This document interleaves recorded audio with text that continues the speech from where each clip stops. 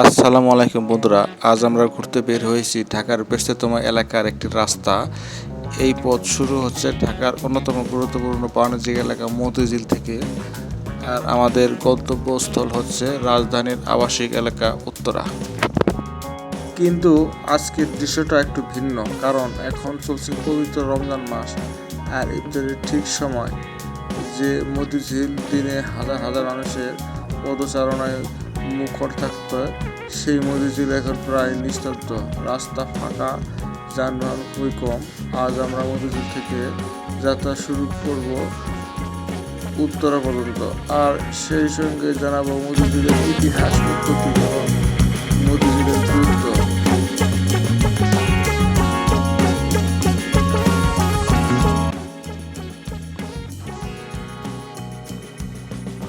বন্ধুরা, অনেকেই হয়তো জানেন না মতিঝিলের ইতিহাস অনেক পুরনো। মতিঝিল নামটি এসেছে একটি ঝিল বা জলাশয় থেকে। ধারণা করা হয় যে এই এলাকায় এক সময় একটি বড় পুকুর বা জলাশয় ছিল, যেটিকে বলা হতো মতিঝিল।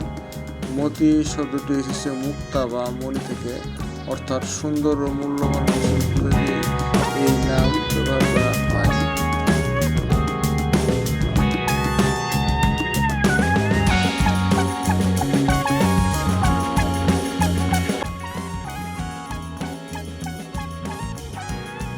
মুঘল আমলে এই এলাকাটি ছিল মূলত জলাভূমি ও খোলা জায়গা।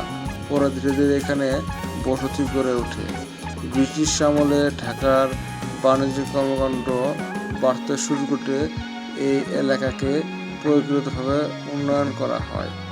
বিশেষ করে পাকিস্তান আমলে মতিঝিলকে ঢাকার প্রধান বাণিজ্যিক এলাকা হিসেবে করে তোলা হয়।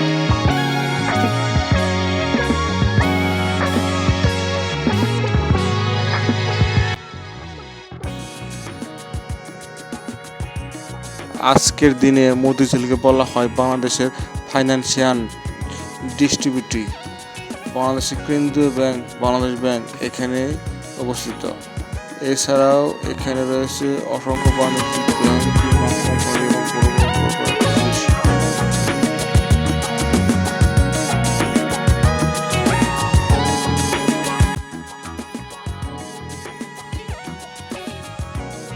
প্রতিদিন হাজার হাজার মানুষ এই এলাকায় কাজ করতে আসে।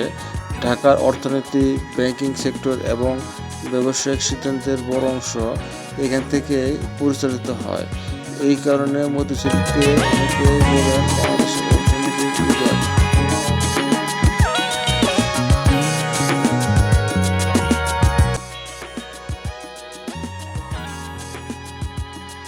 মতিঝিল শুধু একটা এলাকা নয়, এটি বাংলাদেশের অর্থনৈতিক উন্নয়নের একটি প্রতীক।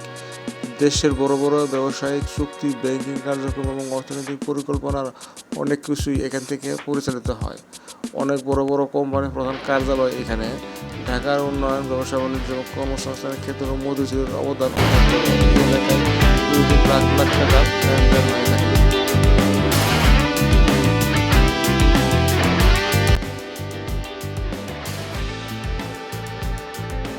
কিন্তু আজ আমরা দেখেছি মতিঝিল একেবারে ভিন্ন একটি চিত্র। এখানে ইফতারের সময় হওয়ার পূর্ব এলাকা প্রায় ফাঁকা।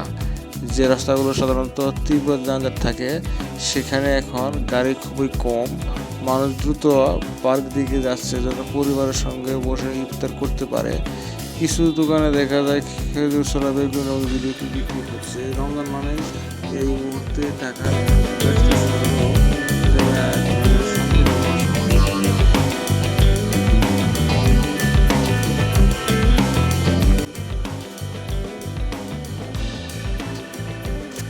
এখন আমরা মতিঝিল থেকে যাত্রা করছি উত্তরার দিকে। ঢাকার গুরুত্বপূর্ণ সড়ক ধরে আমরা এগিয়ে যাচ্ছি উত্তরার দিকে। আজকের এই যাত্রার সবচেয়ে অবাক করা বিষয় হলো রাস্তার অবস্থা একেবারে ফাঁকা। সাধারণত দিনে যেখানে তীব্র যানজট থাকে, সেখানে আজ খুব সহজেই গাড়ি চলছে এবং দৃশ্য ঢাকার খুবই বিরল। আসলে এই দৃশ্যটা আসলে বিরল, কিন্তু ঢাকা শহর যে এমন নিরিবিলি হবে, মানে ফাঁকা হবে, যা একটা অবর্ণনীয় ঘটনা। শুধু দেখুন চারপাশটা, যেখানে লক্ষ লক্ষ যানবাহন থাকতো, মানে মৌমাছির ঝাঁকের মতো, আজকের চিত্রটা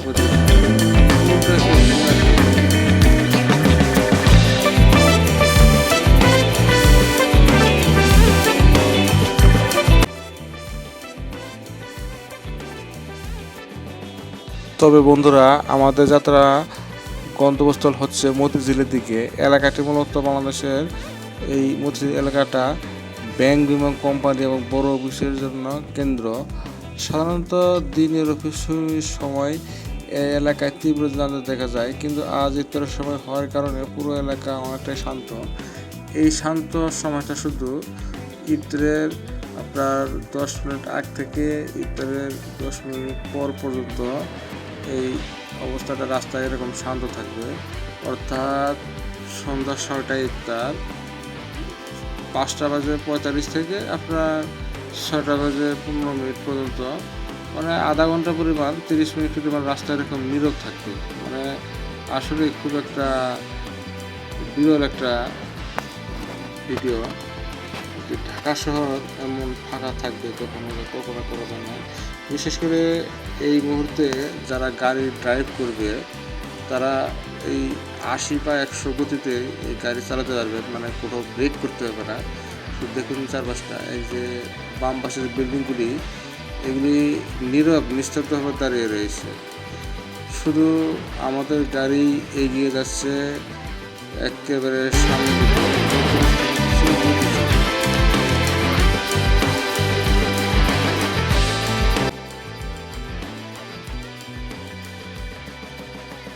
বন্ধুরা, এখন আমরা ঢাকার অভিজাত এলাকা বনানীর পাশ দিকে এগিয়ে যাচ্ছে আমাদের গাড়ি। এই এলাকায় সাধারণত রেস্টুরেন্ট, শপিং মল এবং বড় বড় অফিস রয়েছে।